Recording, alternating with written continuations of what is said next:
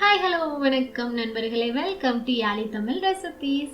இன்னைக்கு நான் ஒரு ஆத்தென்டிக்கான பன்னீர் ரெசிபி எடுத்துகிட்டு வந்திருக்கேங்க. ஸோ இது நான் ஆல்ரெடி பன் பரோட்டா ட்ரை பண்ணியிருந்தேன். ஸோ அந்த பன் பரோட்டாக்கு காம்பினேஷனாக இது பர்ஃபெக்டான ரெசிபியாக இருக்கும்.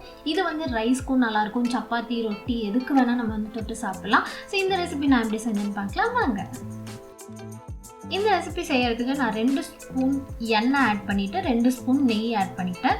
ஸோ அது நல்லா கொதிச்சு வந்ததுக்கப்புறம் அதில் தேவையான அந்த ஃப்ளேவர்ஸ் எல்லாம் ஆட் பண்ணிக்கலாம். ஸோ இது நான் லிஸ்ட்டில் கொடுத்துருக்கேன், அது எல்லாமே நீங்கள் ஆட் பண்ணிக்கோங்க.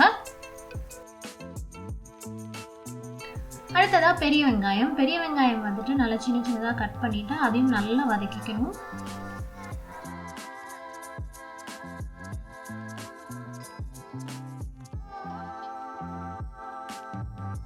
வெங்காயம் நல்லா வதங்கிறதுக்கு கொஞ்சமாக நம்ம உப்பு ஆட் பண்ணிக்கலாம். ஸோ நான் உப்பு ஆட் பண்ணியிருந்தேன், அதையும் சேர்த்து நல்லா வதக்கிட்டு கொஞ்சம் பச்சை வாசனை போகிற அளவுக்கு வதங்கிட்டுருக்கட்டும். அதுக்குள்ளே சைடில் நான் என்ன பண்ண போகிறேன்னா, ஒரு சின்ன பவுலில் மிளகாய்த்தூள், மஞ்சள்தூள், அப்புறம் உப்பு, அதுக்கப்புறம் கொஞ்சமாக எண்ணெய் இதெல்லாம் சேர்த்து நான் ஒரு பேஸ்ட் மாதிரி ரெடி பண்ணிக்க போகிறேன். இந்த பேஸ்ட்டை நான் என்ன பண்ண போகிறேன்னா பன்னீரோட மிக்ஸ் பண்ணிக்க போகிறேன். ஸோ பன்னீர் நான் ரெக்டாங்கிள் ஷேப்பில் கட் பண்ணியிருக்கேன், நீங்கள் ஸ்கொயராகவும் கட் பண்ணிக்கலாம். உங்களுக்கு எந்த சைஸில் வேணுமோ அந்த சைஸில் நீங்கள் கட் பண்ணிவிட்டு நம்ம ரெடி பண்ணி வச்சுருக்கேன் இந்த மசாலா இதில் போட்டு நல்லா பரட்டிக்கணும். இது ஒரு 10 நிமிஷம் ஊறுற மாதிரி நீங்கள் பார்த்துக்கோங்க.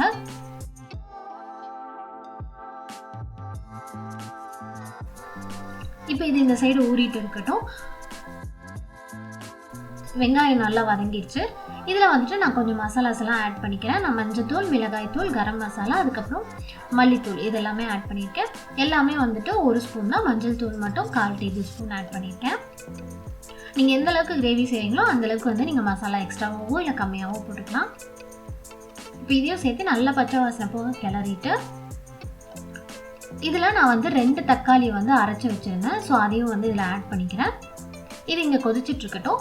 அதுக்குள்ளே பன்னீர் நம்ம ரெடி பண்ணிக்கலாம். ஸோ பன்னீருக்கு 2 டேபிள் ஸ்பூன் எண்ணெய் ஊற்றிட்டு நம்ம அந்த பரட்டி வச்சிருந்தோம் இல்லையா, ஊற வச்சிருந்தோம் இல்லையா, அந்த பன்னீர் எல்லாத்தையுமே நம்ம இதில் போட்டுட்டு இந்த பன்னீரை நம்ம இதில் லோ ஃப்ளேமில் வச்சு நல்லா ரோஸ்ட் பண்ணி எடுத்துக்க போகிறோம். இது ஒரு 4லேருந்து 5 நிமிஷம் இருந்தால் போதும். லோ ஃப்ளேம்லேயே வச்சு தான் இதை வேக வைக்கணும்.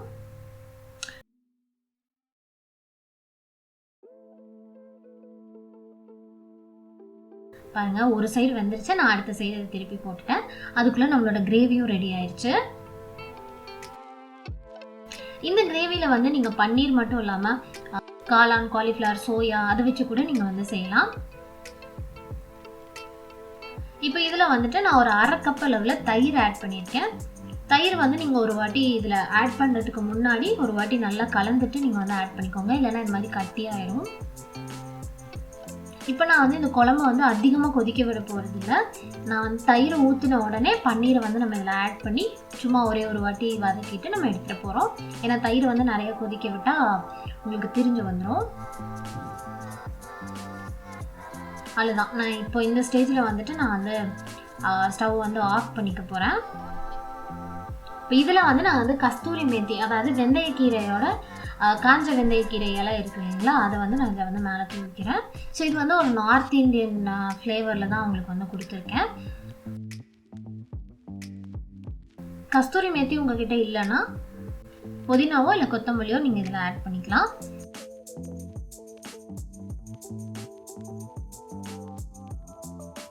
இப்போ கார்னிஷிங் முடிஞ்சிச்சு. நான் மேலே இன்னும் கொஞ்சம் கொத்தமல்லி ஆட் பண்ணி இதை முடிச்சுக்கிட்டேன். ஸோ இந்த ஆத்தென்டிக்கான ரெசிபியை கண்டிப்பாக நீங்கள் ட்ரை பண்ணி பார்த்துட்டு எப்படி இருந்துச்சுன்னு எனக்கு கமெண்ட்ஸில் செய்யுங்க. ரொம்பவே சிம்பிள் அண்ட் ஈஸியாக ரெடி பண்ணிடலாம். அதோட மினிமலான ஒரு இன்க்ரீடியன்ஸை வச்சு ரெஸ்டாரண்ட் ஸ்டைலில் நான் கொடுத்துருக்கேன். ஸோ மறக்காமல் நம்மளோட சேனலுக்கு சப்ஸ்கிரைப் பண்ணிட்டு கூடவே இந்த பெல் ஐக்கானையும் கிளிக் பண்ணிக்கோங்க. மறுபடியும் அடுத்த வீடியோவில் பார்க்கலாம். Bye guys.